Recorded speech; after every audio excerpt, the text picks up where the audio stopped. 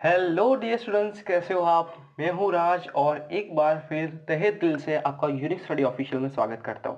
तो ये third lecture है short run equilibrium of a firm in perfect competition का, और ये आखिरी लेक्चर है। इसके बाद ये पूरा का पूरा क्वेश्चन खत्म हो जाएगा और आपके खीजे में अच्छे खासे मार्क्स भी आ जाएंगे। ठीक है, तो अभी तक बात की जाए तो अभी तक बहुत सारे टॉपिक्स को हमने कवर कर दिया है। सिर्फ और सिर्फ ये दो टॉपिक ही बाकी है, इसको आज कवर करके इस क्वेश्चन को हम अलविदा कर देंगे। ठीक है, तो फटाफट हम थोड़ा क्विक रिवीजन कर लेते हैं कि अभी तक हमने दो लेक्चर में क्या पढ़ा।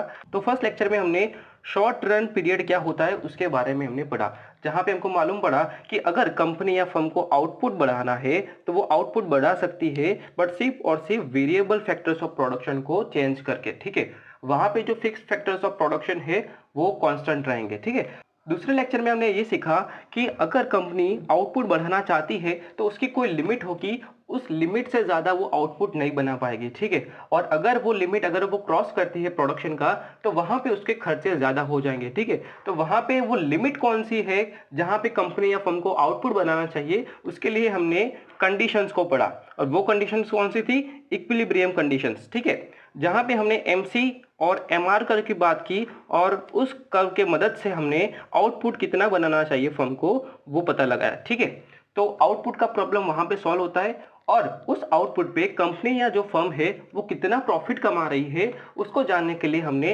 एवरेज कॉस्ट की मदद ली। तो इस कॉस्ट की मदद से हमें क्या पता लग जाता है कि कंपनी प्रॉफिट में है या लॉस में है, वो हम इस कर्व की मदद से पता लगा सकते हैं। और नेक्स्ट हमने क्या देखा, फिगर कैसे ड्रॉ करना है वो देखा। ठीक है, तो वो फिगर कुछ इस प्रकार से दिख रही थी। यहाँ पे y, ये x, यहाँ पे आउटपुट था, यहाँ पे रेवेन्यू एंड कॉस्ट था, ये हमारा ए आर एम आर जो भी आप बोलो, A R M R price, ये सब एक ही लाइन थी। ठीक है, फिर ये वाली जो कर्व थी वो क्या थी? एवरेज कॉस्ट कर्व थी, और इसके एग्जैक्ट बीचों बीच नीचे से इस प्रकार से एम सी कर्व निकल रही थी। ठीक है, फिर हमने फर्स्ट कंडीशन को देखा, M C equals to M R, वो कहाँ पे हो रहा था? यहाँ पे हो रहा था। उससे अब एग्जैक्ट हम नीचे आए तो कंपनी को कितना आउटपुट बनाना चाहिए वो हमें पता लग गया, ओ क्यू।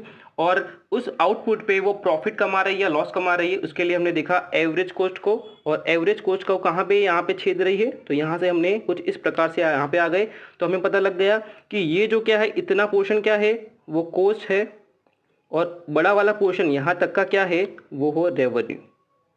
ठीक है, यानी कि इतने प्राइस पे हम प्रोडक्ट को बेच रहे हैं और इतने कॉस्ट पे हम उसको बना रहे हैं। तो यहाँ पे देखा जाए तो जो कॉस्ट है वो बहुत कम है कंपेरेटिवली, और प्राइस है वो बड़ी है। तो एज अ रिजल्ट क्या होगा? कंपनी को सिंपली प्रॉफिट होगा, क्योंकि सीधी सी बात है, अगर वो प्रोडक्शन करती है और उसके पीछे जो खर्चा होता है और उस खर्चे से ज़्यादा अगर वो प्राइस पे बेचती है, सपोज हम मान ले कि वो प्रोडक्शन का खर्चा कितना आता है, 100 रुपये आता है, और वो 120 या 130 में उस प्रोडक्ट को बेचती है, तो ये 30 रुपये क्या हो गए? प्रॉफिट हो गया। तो यहाँ से हमें क्या क्लियरिटी मिली कि जो भी प्रॉफिट है वो किसकी वजह से आ रहा था? क्योंकि वहाँ पे जो खर्चा था प्रोडक्ट बनाने का वो क्या था? कम था as compared to price. But अगर हम ऐसा समझ ले कि इंडस्ट्री ने क्या किया कि प्राइस को जो है कम कर लिया, तो उस केस में क्या होगा वो इस लेक्चर में हम जानेंगे। ठीक है, तो आशा करता हूँ ये जो ब्रीफ मैंने बताया वो आपको मदद करेगा कॉन्सेप्ट क्लियरिटी में।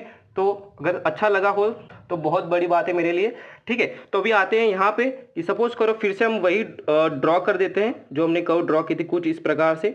ठीक है, वही की वही है, उसमें कुछ चेंजेस नहीं है। कुछ इस प्रकार से हमारे ए सी कर्व है, ये एम सी कर्व है, ये A R M R and price, ये हमारा एक्स एक्सिस है, ये हमारा वाई एक्सिस है, यहाँ पे आउटपुट, यहाँ पे ओरिजिन, और यहाँ पे रेवेन्यू एंड कॉस्ट।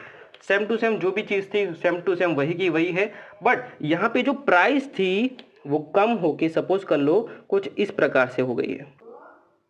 ठीक है, तो ऊपर वाली जो है मैं उसको इरेज कर देता हूं ताकि समझने में आपको आसानी रहे। तो प्राइस जो है यहाँ से लेके डायरेक्ट यहाँ पे आ गई है, तो ऊपर वाली जो प्राइस है वो भी मैं इरेज कर देता हूं ताकि समझने में आसानी रहे। ठीक है, तो ये वाली प्राइस भी इरेज। ठीक है, तो यहाँ तक आपको समझ में आ गया कि क्या हुआ कि प्राइस यहाँ पे गिर के नीचे आ गई है।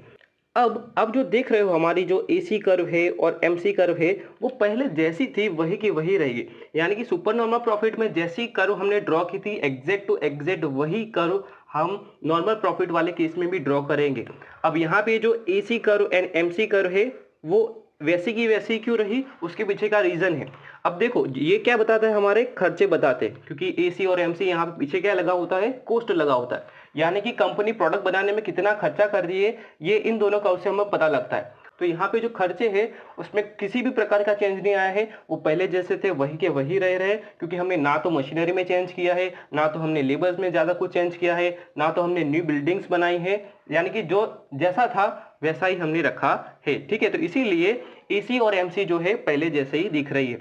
और क्वेश्चन भी आता होगा आपको कि सर यहाँ पे सपोज करो कि प्राइस जो है वो कम हो चुकी है, तो कंपनी को कुछ ऐसा करना चाहिए जिससे उसका जो प्रोडक्ट बनाने का खर्चा है वो भी कम हो जाए, क्योंकि अगर खर्चा कम होगा तभी वो प्रॉफिट कमा पाएगी। तो आपकी बात तो 100% सही है, बट यहाँ पे प्रॉब्लम क्या है, यहाँ पे प्रॉब्लम है शॉर्ट पीरियड ऑफ टाइम। यहाँ पे प्रॉब्लम क्या है, शॉर्ट रन वाला पीरियड। अब इस पीरियड में क्या होता है, ना तो कंपनी न्यू मशीनरीज एस्टैब्लिश कर सकती है, ना तो वो न्यू टेक्नोलॉजी ला सकती है, ना तो वो नई बिल्डिंग्स बना सकती है। तो एज अ रिजल्ट जो उसके खर्चे हैं वो पहले जैसे थे वैसे ही रह रहे। आशा करता हूँ यहाँ तक आपको समझ में आ चुका होगा। ठीक है, तो फटाफट से हम कंडीशंस पे चले जाते हैं कि कंडीशंस क्या है। तो यहाँ पे देखो फर्स्ट कंडीशन क्या है, MC इक्वल्स टू MR होना चाहिए। तो ये रहा हमारा MC कर्व और ये रहा हमारा MR कर्व, वो इक्वल यहाँ पे हो रहे। तो यहाँ से हम नीचे आ जाएंगे डायरेक्ट, तो ये मिल जाएगा आउटपुट, यानी कि कंपनी को इतना आउटपुट बनाना चाहिए। ठीक है, तो कंपनी को इतना आउटपुट बनाना चाहिए और इतनी है उसकी प्राइस। ठीक है, अब क्वेश्चन आता है कि सर यहाँ पे प्रॉफिट जानना है तो कैसे जानेंगे, तो उसके लिए हम क्या यूज करते हैं, एवरेज कॉस्ट का यूज करते हैं। तो एवरेज कॉस्ट का वो यहाँ पे देखेंगे कि आउटपुट पे कहाँ पे छेद होती है। तो ये रही हमारी आउटपुट की लाइन, जहाँ पे हमने पता लगाया था कि ये हमारा आउटपुट होना चाहिए। तो ये आउटपुट की लाइन यहाँ पे टच हो रही है इसी को, तो यहाँ पे हम इस प्रकार से यहाँ पे आ जाएंगे और फिर से हमें P वाला पॉइंट ही मिल जा रहा है। दैट मीन्स क्या होता है कि यही हमारा क्या बन जाता है, एवरेज कॉस्ट, और यही हमारा क्या बन जाता है, एवरेज रेवेन्यू। दैट मीन्स जितने खर्चे में हम प्रोडक्ट को बना रहे हैं और उसी प्राइस पे हम उसको बेच रहे हैं। तो यहाँ से एक चीज़ क्लियरिटी मिलती है हमें कि पहले जो कंपनी को या फर्म को एक्स्ट्रा प्रॉफिट मिल रहा था वो यहाँ पे क्या हो गया है, चला गया है। तो वहाँ पे जो एबनॉर्मल प्रॉफिट या तो फिर सुपर नॉर्मल प्रॉफिट मिल रहा था वो यहाँ पे गायब होकर क्या बच गया, यहाँ पे सिर्फ नॉर्मल प्रॉफिट। ठीक है, तो आशा करता हूँ फिगर में आपको अच्छा खासा अंडरस्टैंडिंग हो चुका होगा। अब उसके जो एक्सप्लेनेशन है वो देखते हैं। ठीक है, तो ये रही उसकी explanation. First MC equals to MR कहाँ पे हो रहा है, तो आप ध्यान से देखोगे तो ये यहाँ पे हो रहा है। ठीक है, तो यहाँ पे लिख देंगे हम E। Equilibrium level of output कहाँ पे है, तो O से लेके M तक का, OM। Equilibrium level of price, तो प्राइस कितनी है, इतनी, OP। AR कितना है, तो उसके लिए AR की लाइन देखनी है, ये रही हमारी AR की लाइन। तो यहाँ पे P पे यहाँ पे टच हो रहा है, तो OP। एवरेज कॉस्ट, तो यहाँ पे एवरेज कॉस्ट भी क्या है हमारा, देखो कि यहाँ पे ये रहा था हमारा एवरेज कॉस्ट की कर्व, और आउटपुट से हमने पता लगाया कि एवरेज कॉस्ट यहाँ पे ही टच हो रहा है। फिर हम यहाँ पे आए तो फिर से हमें P वाला पॉइंट ही मिला, तो उससे हम कह सकते हैं कि एवरेज कॉस्ट भी कितना है, OP ही है। अब देखो एवरेज रेवेन्यू भी कितना है, OP है, और एवरेज कॉस्ट भी कितना है, OP है। तो यहाँ पे एवरेज रेवेन्यू इक्वल्स टू क्या हो जाएगा, एवरेज कॉस्ट। तो यहाँ पे क्या लिख देंगे, इक्वल। ओके, कितने अमाउंट से, तो OP अमाउंट से। क्लियर। अब टोटल रेवेन्यू के लिए हम क्या कर देते हैं, जो भी हमारा एवरेज रेवेन्यू था उसको अगर आउटपुट के साथ मल्टीप्लाई किया जाए तो हमें क्या मिल जाता है, टोटल रेवेन्यू। तो ये हमारा था एवरेज रेवेन्यू। ठीक है, और आउटपुट कितना है, यहाँ से यहाँ तक का। तो ये पूरा का पूरा जो बॉक्स बन रहा है, यहाँ से लेके यहाँ तक का पूरा जो बॉक्स बन रहा है वो क्या हो जाता है, हमारा टोटल रेवेन्यू। तो उसको हम कैसे लिखेंगे, 1 मिनट में ये सब इरेज कर देता हूँ ताकि आपको अच्छे से समझ में आए। तो OMEP कुछ इस प्रकार से आपको जाना है, OMPE। और टोटल कॉस्ट भी कैसे मिलेगा, जो हमारा एवरेज कॉस्ट था उसको हम आउटपुट के साथ मल्टीप्लाई कर देंगे तो वहां से हमको टोटल कॉस्ट मिल जाएगा। तो टोटल कॉस्ट कितना था, OP ही था, उसको आउटपुट के साथ मल्टीप्लाई कर देंगे तो ये पूरा का पूरा जो बॉक्स बन रहा है वही हमारा क्या हो जाता है, टोटल कॉस्ट। तो OMPE। तो यहाँ पे देखोगे तो टोटल कॉस्ट और टोटल रेवेन्यू दोनों ही इक्वल है। कितने अमाउंट से, तो OMPE अमाउंट से। ठीक है, और ये जो शेडेड एरिया मैंने बनाया है वो क्या बन जाता है, हमारा नॉर्मल प्रॉफिट। तो OMPE जो है वो क्या है, हमारा नॉर्मल प्रॉफिट। क्लियर। तो यही इसका एक्सप्लेनेशन है और इसी तरीके से आपको लिखना है। अब आखिरी एक फिगर बचती है जो कि है लॉस की। ठीक है, अब लॉस को कैसे याद रखना है वो भी बताता हूँ कि सिंपली हम जो ड्रॉ करते थे पहले ऐसा ही ड्रॉ कर दो कि ये हमारा एक्स, ये हमारा वाई, यहाँ पे ओ, यहाँ पे आउटपुट, यहाँ पे रेवेन्यू एंड कॉस्ट, ये हमारी थी एवरेज रेवेन्यू वाली लाइन, मार्जिनल रेवेन्यू वाली लाइन, यही हमारी प्राइस थी, और एक्स्ट्रा में ये भी हमारी डिमांड कर्व भी है। ठीक है, हम क्या ड्रॉ करते थे, कुछ इस प्रकार से हम AC और MC को ड्रॉ करते थे।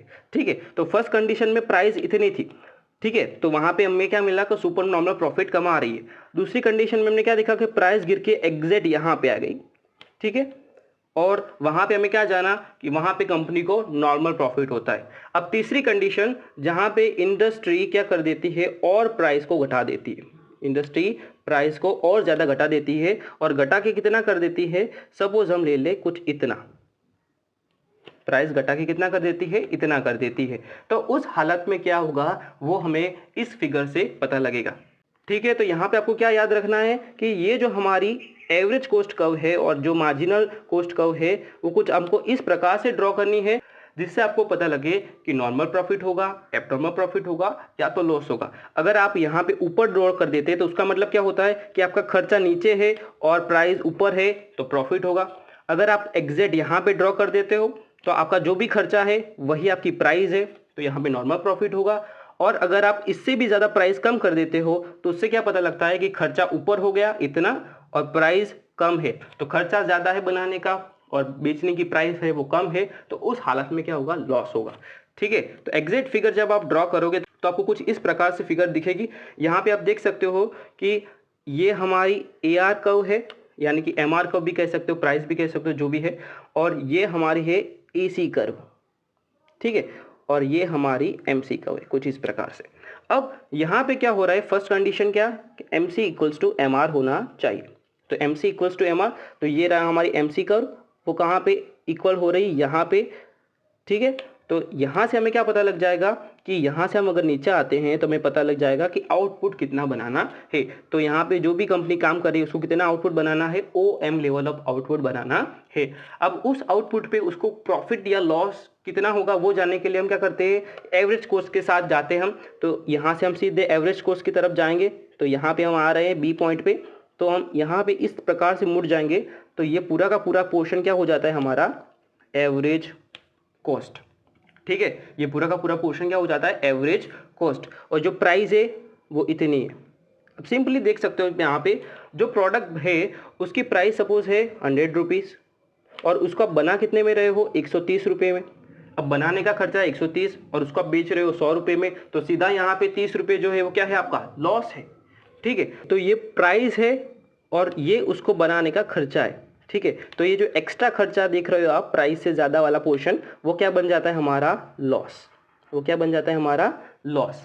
ठीक है, तो यही फिगर आपको इस प्रकार से आपको एग्जैक्ट ड्रॉ करनी है। और यहाँ पे एक टास्क मैं आपको देना चाहूँगा कि इसका जो एक्सप्लेनेशन है, जो मैंने 10 पॉइंट्स आपको लिखा है, वो कैसे लिखना है वो आपको खुद से करना है। ठीक है, और मैंने जो नोट सेंड की है उसके साथ फिर आपको क्या करना है, मैच करना है। अगर मैच हो जाते हैं तो आपको समझ लेना है कि आपको जो है कॉन्सेप्ट आ चुका है। ठीक है, तो अपने आप को एक शाबाशी ज़रूर से दे देना है, और मिलते हैं बस ऐसे ही लेक्चर्स में। तब तक के लिए जलसा कर जो, आओ जो, बाय बाय।